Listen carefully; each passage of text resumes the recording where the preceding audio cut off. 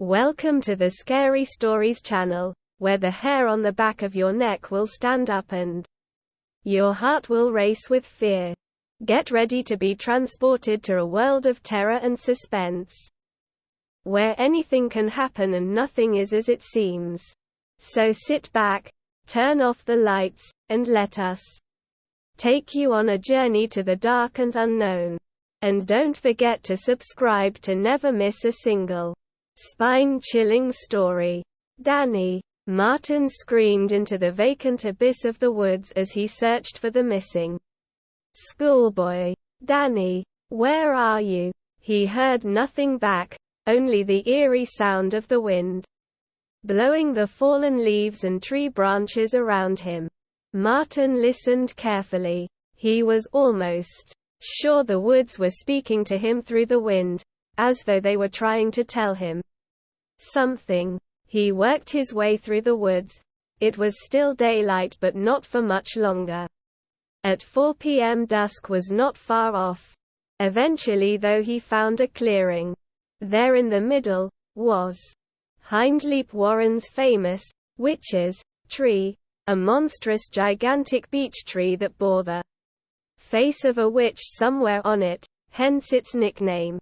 Martin looked up in awe from the edge of the clearing at its numerous wriggling branches entwining with each other up into the sky. After a moment, Martin's vision was drawn closer to the base of the tree, and standing in front of it, perfectly still, an 11-year-old boy in a red coat and uncombed brown hair. Danny, Danny, he called over to the kid, walking behind him. No response. No movement either. Strange. Danny, you wandered away from your group. They're worried about you, mate. Best get back before they call your parents. Martin looked up and saw what Danny was looking at. He had found what many had interpreted as the face of the witch, on the side of the tree, staring down at them both, with an angry expression. Some of the teachers and staff had been winding the children up by telling them there really was a witch trapped inside and that the tree was magic. Now, seeing the huge tree for the first time, Martin wondered what he would have made of it had he now been looking at it with children's eyes. But she was calling me, Danny responded softly. Who? Karen? Miss Wilson? Asked Martin, thinking Danny was referring to fellow teacher Karen Wilson. She's been calling your name for a while, Danny. A lot of people have. No, not Miss Wilson, Danny replied, still facing away from Martin. He lifted up his arm and pointed up at the tree. Her. Martin looked up. Danny was pointing at the face of the witch. Martin felt his stomach drop slightly. A moment ago, the expression of witch's face in the tree had been one of anger, but now it appeared as though she was smiling. Regardless, he assumed he'd interpreted it wrong and dismissed it. Time to go, Danny, Martin said, laying a gentle hand on the kid's shoulder and giving his shoulder a squeeze. Danny finally turned around, facing Martin with his freckles and glasses and bangs draping over his forehead. It's time to go, all right, he replied in an unusually slow and deep voice that made Martin nervous. But I'm not going with you, Danny added. Before Martin could think of a response, a white flash interrupted his vision and a bang went off in his head, almost like he'd been struck with something. He fell backwards and landed on his back in the dirt. He got up immediately, dazed and confused, almost feeling like he'd been asleep. He looked ahead and Danny was gone. He couldn't see where he'd gone either. He'd just vanished. Looking around, something caught his vision. On the tree, quite high up. When he realized what it was, he screamed. Karen had been frantically leading the search party for Danny most of the afternoon. A couple of kids from her class had volunteered to help, Samantha and Gary, as they looked through the woods, searching under and amongst numerous bushes. Her heart was racing. She'd never lost a kid on a school trip before. While that was scary enough, there was something about the woods that was making her more anxious and nervous than she already was. Like something in the woods was alive. She wondered if Martin agreed, wherever he was. Out of the blue, Gary said something that startled Karen. "He's probably gone to her." "Who, hun?" asked Karen, thinking he may have been referring to one of the other teachers or students. He didn't say, but he said she was calling out to him from the woods. That alarmed Karen. "What are you talking about?" she asked, facing him now. "When we were on the treasure hunt, he said she was calling out to him. She wanted him to come and find her. She said he would be in danger if he didn't. Then he was gone." Both Samantha and Gary were looking at her now. Karen, now filled with dread over the idea that someone dangerous had ventured into the woods and lured one of their children away, fixed her eyes on Samantha, who seemed to know what Gary is talking about. "Do you have any idea who he might have been talking about?" Samantha shook her head. "I know where he might have gone, though. The witch's tree." Martin looked up horrified and scrambled backwards in the dirt. His legs had turned to jelly, though so getting to his feet was proving difficult. It didn't look real, but it was. He couldn't understand it, but there was no other way to explain it. The face of the witch was still there in the wood of the tree.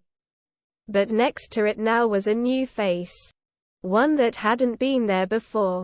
The face appeared to be that of a boy, wearing glasses, bangs over his forehead and freckles across his cheeks, as though someone had engraved it with a knife onto the tree. It was there, looking frightened, next to the face of the witch, who was now looking angry again. Martin had just about managed to get to his feet when he heard a voice. He swung around, looking in every direction. "Who's there?" he cried. The dusk that was settling onto the woods now had reduced the light in every direction. Darkness was now creeping in around him, but he couldn't see anyone anywhere. When the voice spoke again, he realized where the voice was coming from. It was inside his head. "You won't get him," the voice hissed angrily. A woman's voice. An older woman. "You won't ever get him." Martin turned around slowly. He didn't want to believe what was happening. He turned to face the tree. The two faces were still there high up. The face of the boy, Danny's face, and then the other face, the witch. But there was a difference now. The eyes of the witch's face were glowing red. Martin froze. A noise, somewhere amongst the leaves of the huge tree, came above him. Martin looked up and saw a branch, but the branch was moving towards him, as though the branch had come to life and turned into a long dangling arm. Martin screamed and tried to run, but before he could get to any kind of safe distance, the branch closed around him and pulled him upwards. "Shop now!" Karen heard the screams and charged in the direction of the tree. Branches big and small grazed her as she bolted through towards the clearing, where the huge beech tree they called the witch's tree stood. As she finally emerged into the clearing, the screaming stopped. She looked around frantically, and saw someone she recognized, standing there by the tree. She ran towards them and embraced them. Danny. As she did so, her phone rang. It was the head of year Patricia who had stayed behind to call the police. Pat. I have him. I've found Danny. He's okay. Oh. You have. Thank God. That's brilliant. He's not been hurt at all? Karen pulled the phone slightly away from her head. You're not hurt, are you, Danny? She didn't think he looked hurt but thought she'd check anyway. He shook his head. No. He's fine. Good. Good, Patricia said, followed by a long pause before she spoke again. Listen, Karen, is Martin with you? Startled by the change of focus to Martin, Karen replied, no, he isn't. Why? Another long pause. It's just, we have the police here, and as it happens, they're looking for Martin too, and they want to speak to him. They've found some concerning images on his laptop. Karen's stomach tightened. Really? What kind of images? Images of children, including some pictures of Danny walking home after school. They really want to speak to him. Do you know where he is? Karen felt sick and felt herself pulling Danny slightly towards her with her arm out of instinct. I don't know. Does Danny know where Martin is? Was he, maybe, with Martin while he was missing? I'll ask him, Karen said. We're coming back to the lodge now. I'll talk to him on the way. See you in a bit. She put the phone back in her pocket and knelt down to Danny's line of sight. Danny, have you seen Mr. Collins?